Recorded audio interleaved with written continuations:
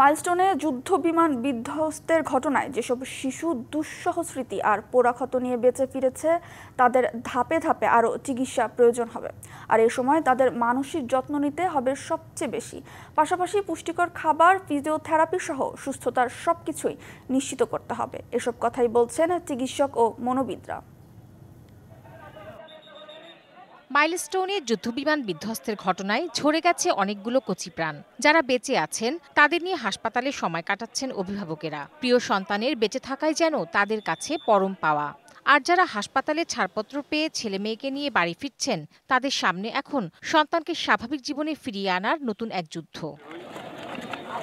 Burn বিশেষজ্ঞরা বলছেন, যেসব শিশুর ৩০% নিচে ক্ষত রয়েছে তাদের সুস্থ হতে আরও অস্ত্রোপচার প্রয়োজন হতে পারে।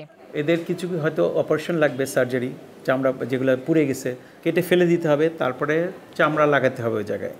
যখন এরা হিল হয়ে যাবে, শুকিয়ে যাবে, তখন এদেরকে এই ফিজিওথেরাপি লাগে। যদি কারো ধরেন এমন হয় হাত পা কেটে ফেলতে হয়, যদি সেই সব পেশেন্টদের আপনার এই প্রস্থেসিস লাগে, মানে আর্টিফিশিয়াল হাত পা, তো এই নিউট্রিশনাল বা নিউট্রিশনিস্টের দরকার আছে। বসুন্ধরা টিস্যু, অশুদ্ধতার বিরুদ্ধে এক বিন্দুও ছাড় নয়। এদিকে মনোবিজ্ঞানীরা বলছেন, আহত অনেককে সারা জীবনই দুর্ঘটনার দিনে দুঃসহ স্মৃতি যন্ত্রণা বয়ে বেড়াতে হবে। স্বাভাবিক জীবনে ফিরে যাবার আকুতির পাশাপাশি দুশ্চিন্তাও ঘিরে ধরবে তাদের। তাই এসব শিশুকে মানসিকভাবে আগলে রাখতে পরামর্শ তাদের। তো এই যে লং টার্মটা, যে শারীরিক যে প্রতিবন্ধকতা, যেটি কিন্তু তার মধ্যে একটা মানসিক দুশ্চিন্তা, বিষণ্ণতা এবং তার মধ্যে আত্মহত্যার প্রবণতা কিন্তু তৈরি করবে। আর দুটো স্বাভাবিক মানুষের মতো কতটুকু চলতে পারেন সেটা কিন্তু প্রশ্নাতীত, সেটা কিন্তু বলা যাচ্ছে না। তাদেরকে পরিবারকে নিয়ে আলাদা করে কাউন্সেলিং করতে হবে এবং কাউন্সেলিংয়ের জায়গাটা আমাদেরকে অবশ্যই একজন সাইকিয়াট্রিস্ট এবং সাইকোলজিস্টের আন্ডারে থাকতে হবে। গার্জিয়ানদেরকে একই সাথে যদি আমরা গ্রুপ থেরাপি নিতে পারি এই বাচ্চাদের ক্ষেত্রে, তখন এই ক্ষেত্রে উন্নতিটা ভালো হয়।